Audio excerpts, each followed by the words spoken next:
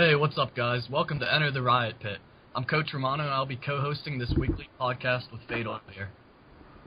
What's up, guys? It's Fatal or Fatality, and basically I'm going to give you guys a little bio about myself. I do competitive gaming, I do YouTube, and I work full-time for an oil company, and I also own a website. We'll get in that later on.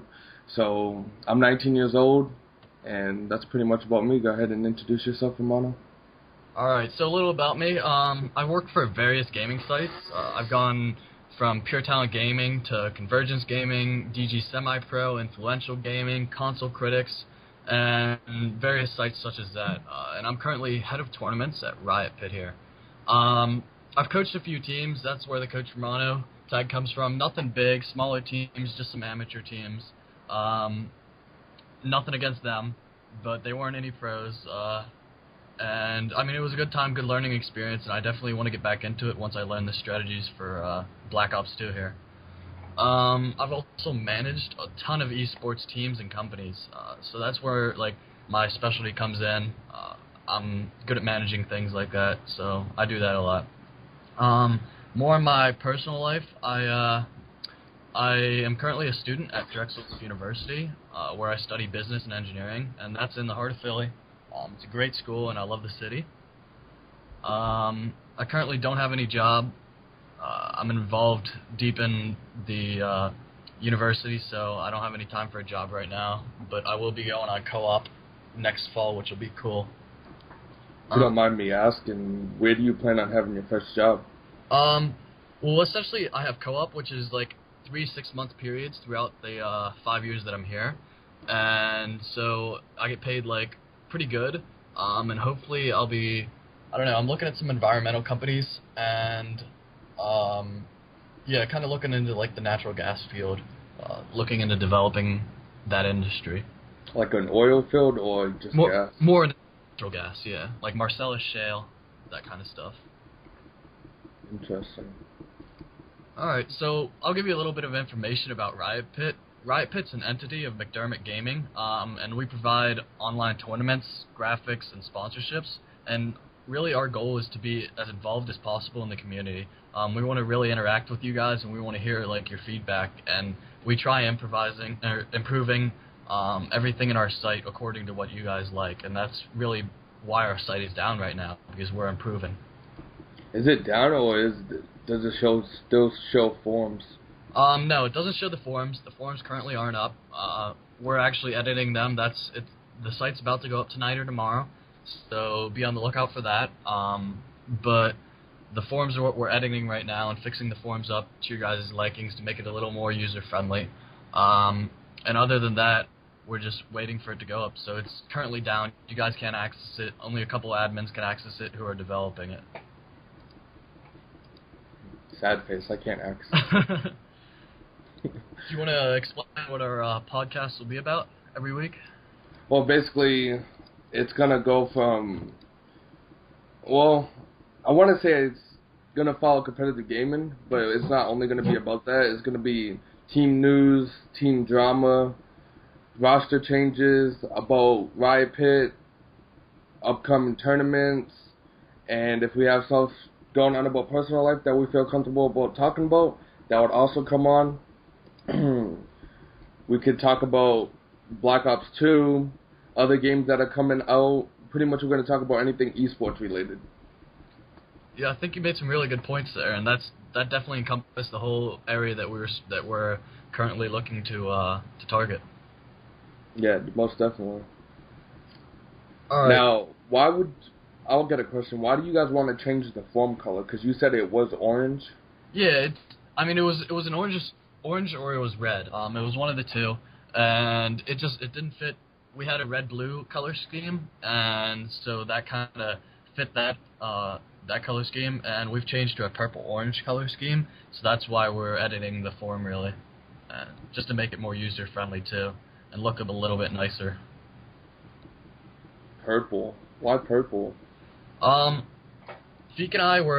who is the owner, we were going through some color schemes, and there's this color picker online, and one of the colors was like it was like purple and like a yellowish orange, but we decided to go more towards like a dark, like bright burnt orange. And he really made the decision and came up with the orange color. I suggested purple, which was kind of like out of the blue. It was a different color. Nobody really used it. We were thinking neon green, but a lot of companies use it already. And it's a really cool color, but we didn't want to copy any other companies. So what companies use neon green? DG Semi Pro used to. I know one team, Strictly Business, uses neon green. Oh yeah, Strictly Business Gaming has neon green as well. Yeah. I work for that site as a tournament admin. Yeah, so they've got that, and it was just, I mean, we feel it's a color that everyone else has used, so we wanted to diversify and move, and we haven't seen anyone use the color purple and orange, so we thought it was a great mix. That's definitely going to be something that's unique. Yeah, oh yeah. How often do you guys plan on running tournaments? Right now, we've had one tournament. It was a Black Ops 2 4v4 kickoff map, and that was great. Ran really smooth. Mako is Big won that tournament, and they did great in it. Any well-known teams sign up? I did hear that there was one COD 4 champion that was playing in the tournament. Dodgers DM. I heard he was playing in the tournament. And there were some other kids that were playing in it as well, who were pretty good. I can't name any names right now off the top of my head, but it was definitely a pretty competitive tournament. A lot of teams came in that thought they were going to win it, and actually only made it to the second or third round. I mean, that happens. Some teams get upsetted. Yeah. Now, do you guys ever plan on hosting like zombie tournaments? Yeah, I actually talked to Feek about that. I was interested in bringing some grief tournaments in, and I think that's a great way to really let the community have some fun. Like, zombies are fun, and it's not. I mean, it's competitive, but it's not as competitive as it probably has been. Yeah, most definitely. In regular gameplay, so that's something we're definitely interested in bringing in. We were going to do that for our second tournament, but a couple other tournament sites actually just did it, and we didn't want to copy them. So our next tournament, I can't release it right now. I don't know when Feek wants to release it, but I will tell you it will be the first week of February. So that's a little insider information for you guys there. First week or first weekend? First weekend of February. Okay, because I know Strictly Business, on December 14th, we held a Zombies tournament. That was pretty successful. Took a long time because some teams took like 3 hours to play one map. Really? Man, it was crazy. So overall, how did the guys like the gameplay? Was it successful? The tournament itself was successful because the team walked away like, let me check how much money it was. It was $75 for the first team because it was a 3v3, so it was $25 each player. And they were pretty happy with it. I mean, it could have been better, but we did 3v3, so at least one ref could go in there and watch to make sure a team actually won who won. Yeah. And there was no cheating, like lagging out, dropping host, and all that. Yeah, I like that idea. I think that's definitely something for us to build upon and to look at and think as an opportunity in the future. We do want to have tournaments more often. Once we get a truly dedicated staff. We have some great staff members right now, and once our staff becomes truly dedicated, we should have tournaments every week or so. Definitely. So it's going to be 360 Icons is running daily tournaments now. How do you feel about that? They're making a lot of money off of that. Well, honestly, I think they're losing more money than they're making. Yeah, there's not that many teams that actually participate in it, and that's a big downfall. Well, I know a couple pro teams that play in it, but it's the same teams over and over again. Like, why do you want to play a tournament just to play the same team over and over again? Exactly. I mean, I saw there were like 2 tournaments in a row that only had like 5 teams signed up like right before it started. So I mean, I don't know. I don't really want to play in something like that, but I think they made the switch too quick to like a paid tournament. and it should have been a slow transition.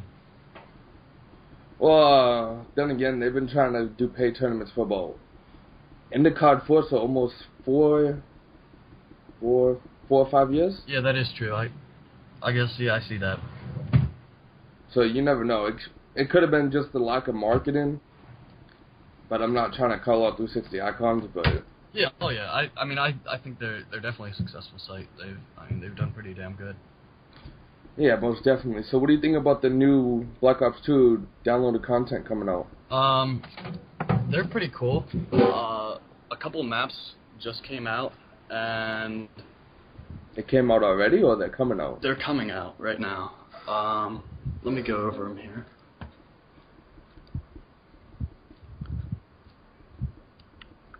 Just a moment here. Alright, so the new map pack that is coming out has some pretty cool stuff. It has 4 new multiplayer maps. That's going to be Hydro and Grind, Downhill, and Mirage. So those are going to be pretty cool to download, and you guys should be playing them a lot.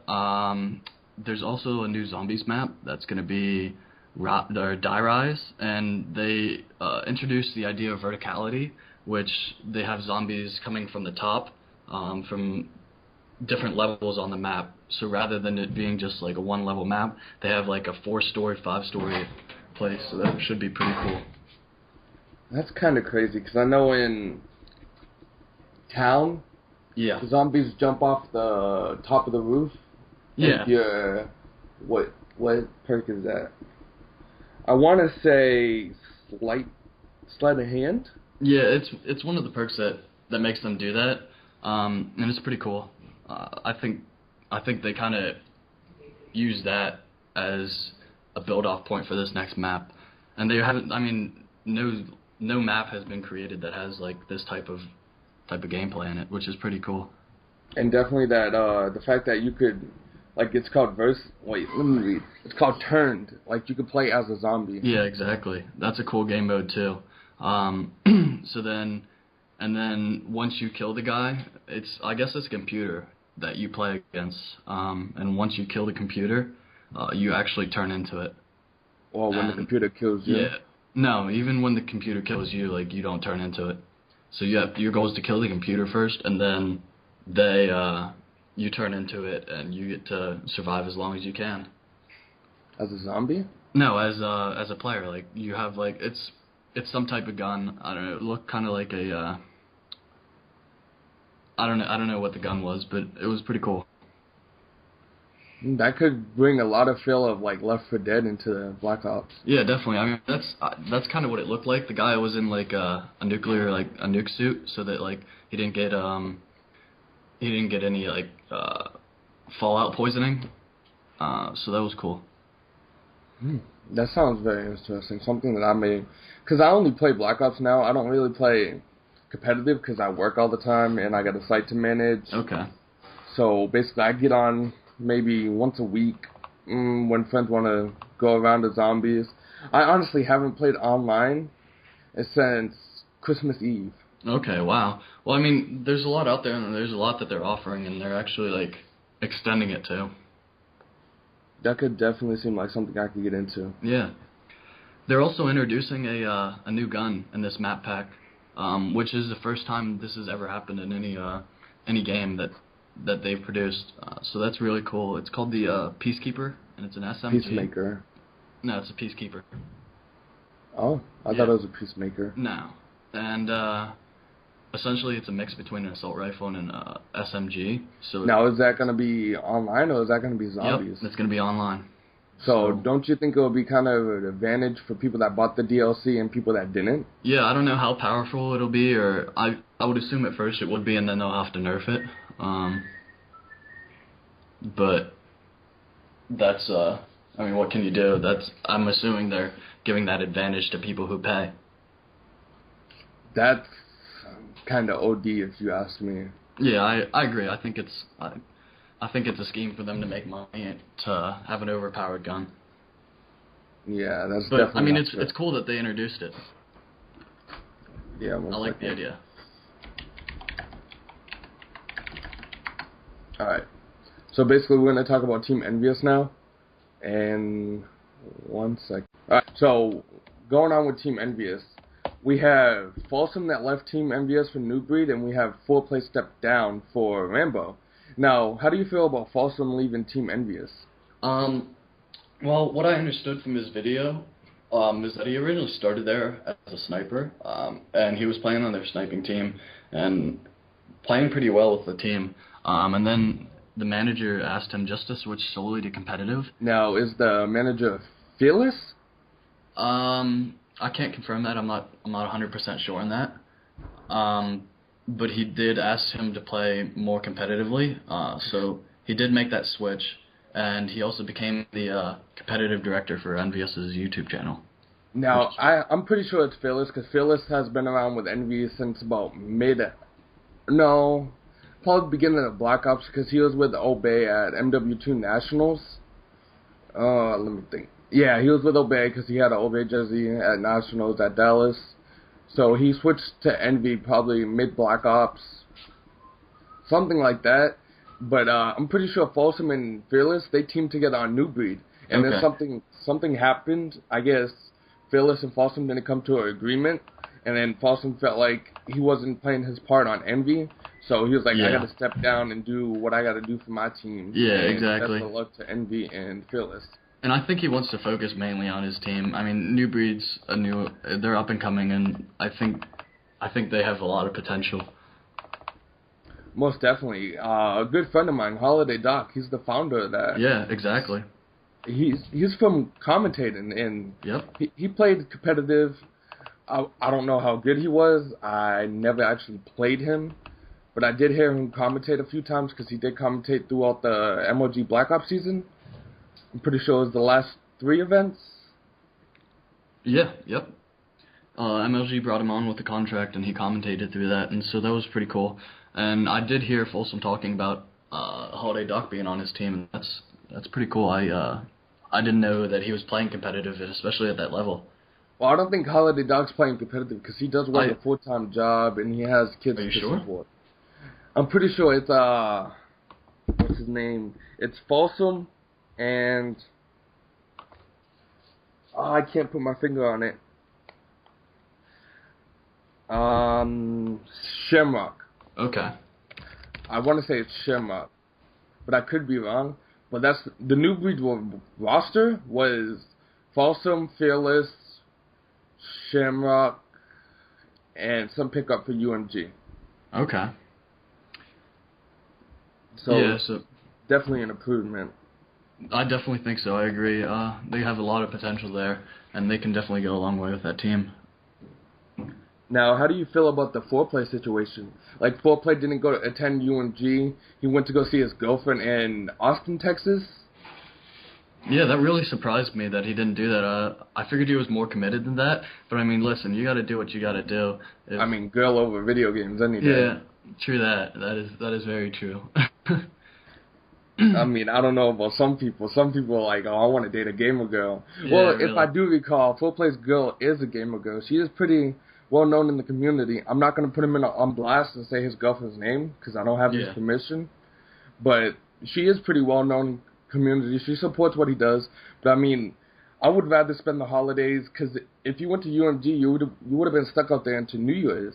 Exactly, and you wouldn't see her. You wouldn't be able to spend that time with her. And I think that definitely factored into his decision. You know, you gotta weigh it, and you gotta look back and say, hey, like 20 years from now, like I could be with this girl because of this decision, or heck, I could not be because I blew her off and left her alone on New Year's. For a gaming tournament. Yeah. I mean, don't get me wrong, my girl supports me gaming, but I don't do it because I'd rather spend time with her. Exactly, and I think it's just a commitment, and you have to set your boundaries and say, hey, how committed am I? Yeah, you'd be like, I could game with friends, or I could go get me some. Yeah, exactly. It's like, what do you want? I agree. Now, if you chose your friends, let's just say you got some issues. Yeah, that's true. So, what do you think about MLG announcing their March Dallas event? I'm skeptical about it You think? What do because you I think? haven't heard anything about Call of Duty. Yeah, that's really what I've been worried about as well, is whether or not they're going to include that in. Sundance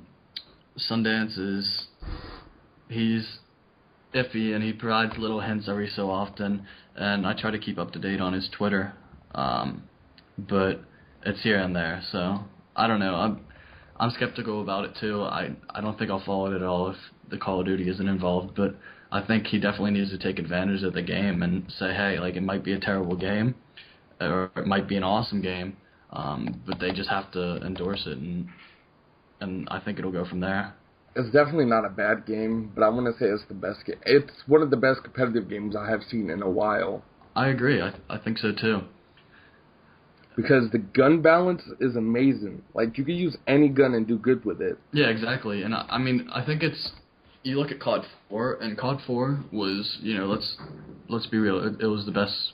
It was the best Call of Duty out there. And because it wasn't overworked, it wasn't rushed. Exactly. There were only like 3 or 4 guns out there that like everyone really used, and nobody really like moved from those guns and competitively. And I think this is on the opposite spectrum, that you can use every gun. Most definitely. And I think they took the other perspective, and they made everything even. Well, I don't think they knew. I'm not trying to dog on the Infinity Ward, but it's like it was their first successful game, like really big successful game. And then they got big-headed and they made MW2. MW2 was so ACR powered. Yeah, oh yeah, definitely. Then if you look at it on MW3, that was all ACR powered as well. Exactly. And I think this definitely, it's swayed away from what we're used to, and kind of, I mean, you look at SMGs, and there's 4 or 5 SMGs that you can use. Either one works great. What, in Black Ops 2? Yeah, and it's all about preference. Yeah, there's some with recoil, there's some with not. I've seen a lot of people running around with the FAL, FAL. Yep. Yeah, and that's surprised me a lot. It has become, because it's so overpowered right now, and I would assume they'll nerf that eventually, but... Well, I heard 360 Icons banned to select fire. Yep. Yeah, I saw that. So now even on the M8, you can't use select fire, which, I mean, I use the M8 and I use it fully automatic when I'm close range, and burst when I'm long. Well, that's like a personal preference. I prefer it to be burst, but if I'm up close and I'm about to get in a gunfight, of course I'm going to put it automatic. Yeah. Yeah, so that's... I mean, that's all personal preference. Okay. I just want to go over one tweet here that Sundance tweeted. He says, so if March is Dallas, could June be Anaheim? So just the idea of the spectrum. He's hitting, the far south of the United States, down in Texas, the far west in Anaheim, California. Hopefully there will be one in the middle of the country, and then another one on the east. But, I mean, that's all up to his discretion, I guess. Well, I mean, there's another tweet that I want to go over from Sundance. He tweeted, I miss working with David Vonderhaar. Okay. Now, how does that relate here? David Vonderhaar helped make Black Ops, and Black Ops was on the circuit. Okay. Yeah, I believe I saw that too. Yeah, I thought that I saw that, and I think that was interesting. And maybe you never know. Maybe he was heading towards it, and maybe he's just throwing food to the pigs, like. But I don't know. I know Halo will definitely be a game. StarCraft 2 will definitely be one of the games. Is Tekken in there? Ooh, Tekken was at Dallas. Okay. It was Tekken, Street Fighter, Halo 4, StarCraft, League of Legends, and some other games. Okay. So I feel like they're trying to really diversify. Well, word on the street is that all Halo pros are switching to Black Ops. Okay. So that could mean something for us Black Ops players. Yeah, that's pretty cool. I like that. I mean, I think the Call of Duty games need to slow down a little and be more like the Halo games that come out, every so often. But yeah, I think. And also, Rainbow players are switching to Black Ops as well. Really? I know that game. I'm seeing on Twitter. Yeah, I mean, I think that's really good for the community, though. That's great. Yeah, definitely growing the community. It definitely is going to bring out who's actually good and who's not. Yeah, oh yeah. Or who has dedication and who wants to get better. Exactly, and I think it diversifies it a lot as well. Yeah, most definitely. Now, how do you feel about Complexity winning Track Cup? To tell you the truth, I thought it was a little soon for them to win. I didn't expect them to gain all that. I don't know. I felt like it was too soon with them making the switch and all. But they're a great team. I mean, well, they're coming from Quantic, and if I recall, you used to work for Quantic. Yep, I did. I worked a lot, and I worked with their scheduling all their event information, travel plans and stuff like that for going to MLG Dallas, which was pretty cool. I got to work side by side with them and Mark, who's the owner, and 2 travel agents as well. So that was pretty cool that I got that opportunity to work with them, and they're really cool guys. I mean, they're prone to you give them a date and time and they're like, yeah, cool, that works. Like, they're pretty laid back, so I like that. Well, they left now. They're not Quantic anymore. Yeah, yep. Mark lost a couple investors and he decided to close the doors, which, I mean, I think that's a decision. I mean, he's got a family, he's got his life to worry about, and I mean, I think financially it was more of a financial decision for him. I mean, we can't really put ourselves in his shoes. He's definitely a respected member in the community. Definitely. Well, we pretty much covered everything that we planned on covering, so if you guys come, well, since it's about 9 o'clock right now, we record these, or soon, we're going to have it live when we get bigger, hopefully. And so far, we're just going to have it on my YouTube, Riot Pit's YouTube, and whatever other YouTube you guys want to stick it on YouTube, your YouTube. Just hit me up with a message, and you give us credit. We'll let you do that. So we're going to wrap it up here. So, Romano, you have anything else to say? Nope, that'll be it, I think. I mean, every Wednesday at 9 p.m., you guys can check for the updates. Other than that, I think that's about it. I mean, it's been nice having this podcast, and I think I'm really excited for the future. And hopefully next time we could have Feek, the owner of Riot Pit, on for an interview. Just an idea. I mean, if it happens, it happens. But guys, remember to rate, comment, and subscribe on this video. And we're out. Peace. Peace.